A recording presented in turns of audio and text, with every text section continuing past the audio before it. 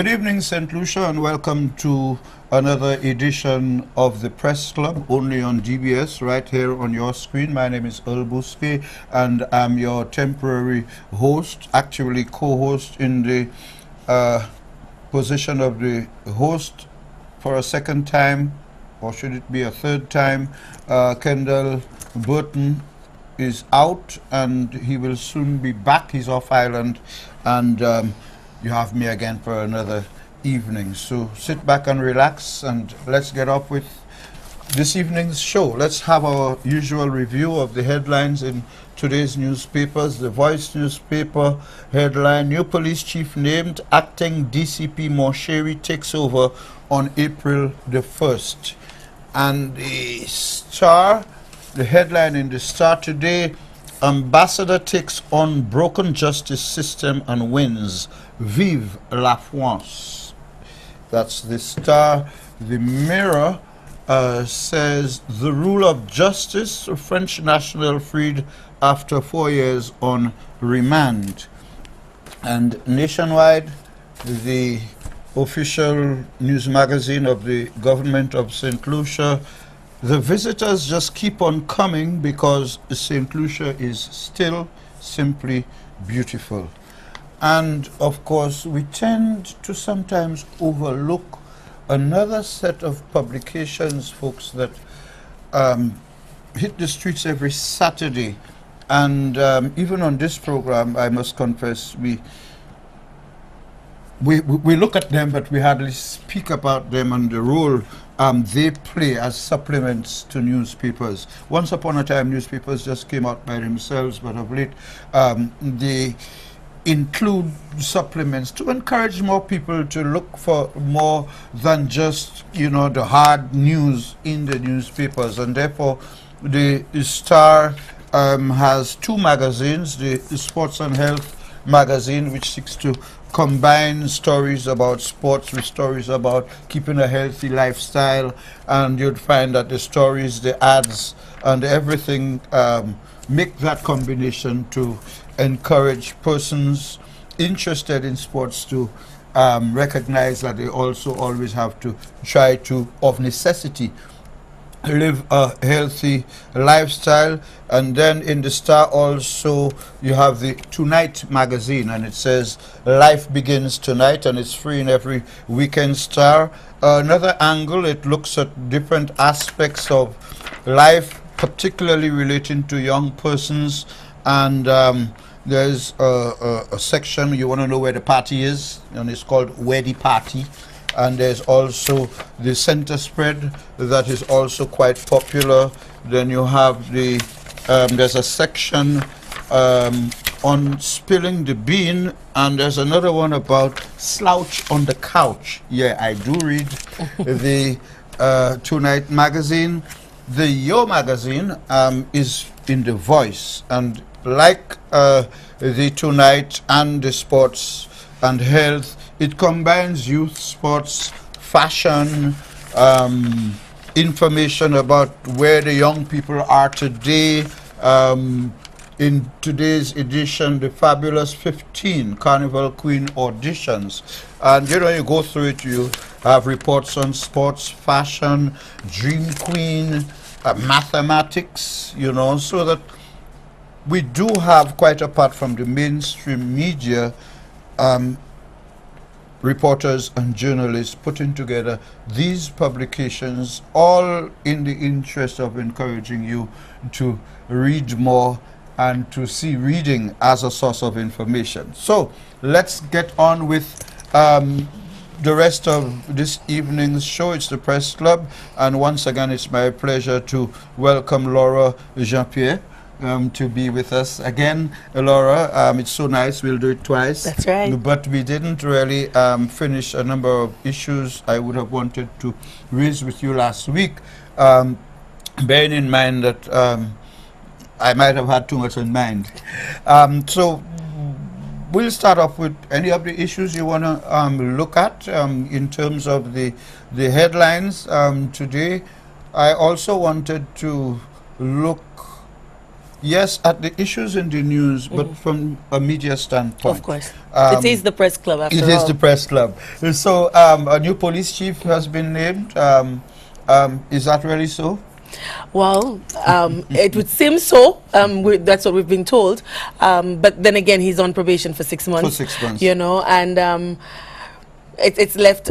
We're almost kind of playing a wait and see game. My only gripe with this is he had applied before and Was not shortlisted. was not shortlisted, and now I don't know what happened. Well, the chairman of the Public Service Commission said in an interview words to the effect that in the first round, given the level of response, it was felt that the qualifications that were being invited, or the bar, the ceiling was set too high. So the bar was lowered to Okay, so widen. I have a problem with to that. widen the playing field, and there were definitely more applications this time around. I have a problem with that. excepting the acting commissioner did not Apply. reapply. Now, I have a problem with that on a number of fronts.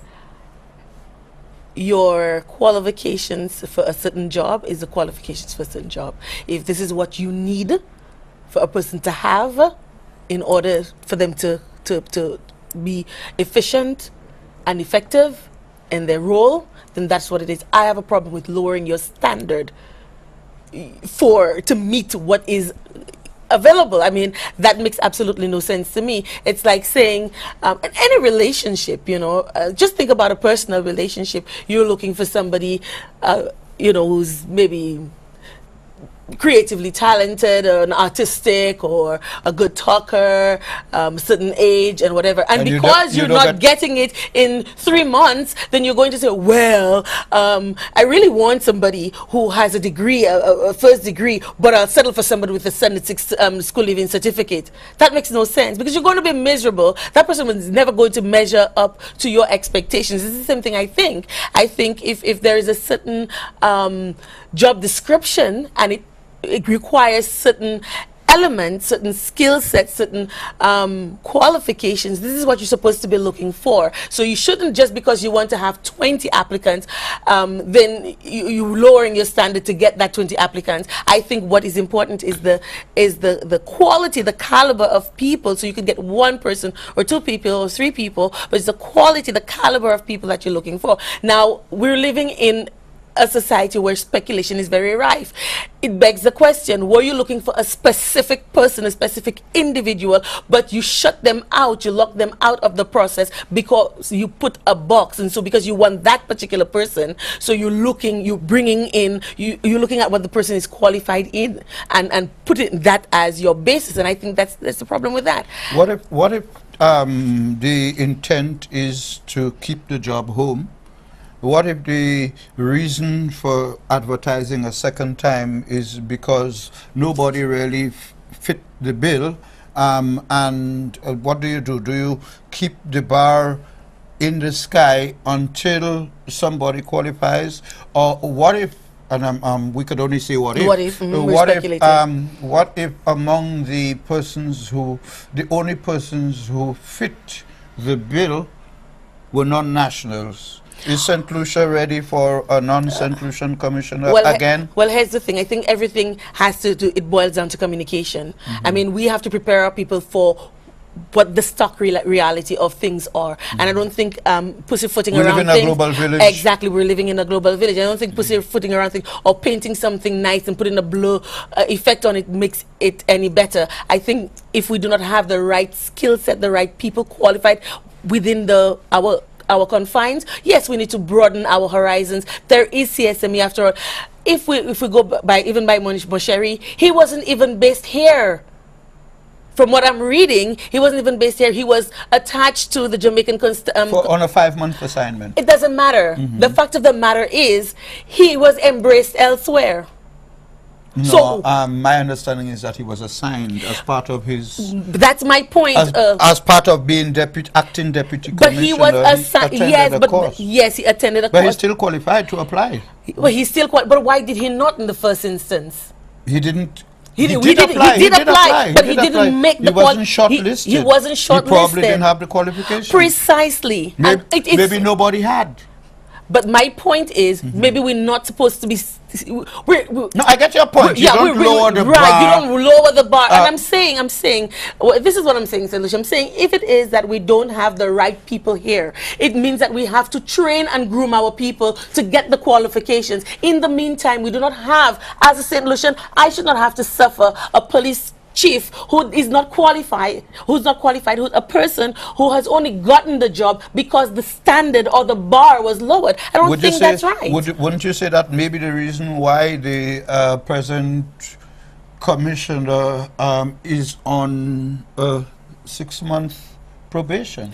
Well, here's the thing. I was speaking with a consultant at work, and he was saying to me, and I was telling him, I have a problem when I put people on probation. When people come to work and you put them on probation, it's usually a 3-month probation. And then, you know, during that 3 months probation, after you've assessed them, you realize maybe they've not fully grasped the subject at hand or the work, and so you want to extend. And he was saying extending probation is never really a wise thing, because within 1 month of the person being there, you should be able to assess whether they have the aptitude for the job. So 6 months probation, you know, this is a tough job. So obviously, the higher you go up the echelons, the longer the probationary period is going to be. But that is that does not appease me. I don't feel better because, okay, well, he's 6 months, and after 6 months, he maybe, you know, will not be appointed. My point is, get it right the first time. Why should we have to suffer 6 months of somebody who technically, by the first process, was not qualified? And I'm saying, if it is that we need to bring in somebody that the person needs to understudy, that's what we need to do. Now, I know people are going to say, we tried that already. We brought in Broughton and we brought in the rest, and it didn't work. And it's because we don't have a succession plan. There's no succession plan. There's no plan in place where you say, okay, you're understudying. Like this man, he went away for 5 months. He was on a course. Why can't we continue doing these kinds of things to get our people to that point? So when we put out an application or we put out a job description there, they actually qualify, and the standards are not brought down to suit them. You understand? That's my biggest problem with this. That's the situation with the Commissioner of Police. A name has been named, a person has been identified. What will it take to please you in terms of the appointment of the next Director of Public Prosecutions, from the standpoint that we don't know whether it's going to be a man or a woman? Well, I don't really care. What would you like? What would you be looking for most from the next DPP? I don't really care if it's a female or a male. I would love, of course, being a feminist, for it to be a woman. But I don't believe in, you know, like the Americans have this affirmative action. I don't necessarily believe in that. You're the best person for the job. Right. So it's like the Canadians, and I guess I was schooled in Canada, so I believe in that, where you have equal opportunity. So if I'm qualified, yes, you want to have a certain number of women in certain positions, because that builds. But I want to see the best qualified person for the job. What would it take to make you be satisfied with the next DPP? What would you want the next DPP? What would be the first thing you want to see the next DPP to do? The first thing I want them to do, I think I want to see impacts be brought to a head. I want to see all the people that we have on remand for over 10 years, for over 5 years, and bringing it down. And I know we just talked about bringing down the standard, but bringing it down to 5 years, because I see absolutely no reason why a person should be sitting on remand for 5 years for a number of reasons. And the worst one is because they cannot afford bail. You know, I think there's something wrong with that. I think there's something inhumane with that. I think those are some of the issues I would like to see. I want to see impacts put to bed, and I hope that the DPP is appointed very soon. I hope that the DPP is appointed before the bell is rung for elections, because I want to see a resolution to these things. I mean, I feel, I've said that before, I feel like I'm not a St. Lucian citizen. I feel like St. Lucian is not a sovereign state, because we have all of these other entities coming in and telling us what to do, and pulling up our socks and telling us, we want you to do this, we want the hospital open, you need to open the hospital, you need to do this, you need to do that. I think as a sovereign state, we need to take back our sovereignty. We need to say to the Americans, to the French, to the EU, we know what we're about. We're 37 years old, for crying out loud. We know what we want, and this is what we're going to be, because it's right. We should not be doing things because there's an entity or another government, another country, you know, whipping us on the back. We're doing these things because it's right for our people, for our nation. We're due for a break. When we come back, we'll go in right into the fact that our justice system is broken, how to fix it. Absolutely. We'll be right back, folks. I'm with you for a break. Stay tuned. Don't touch that remote.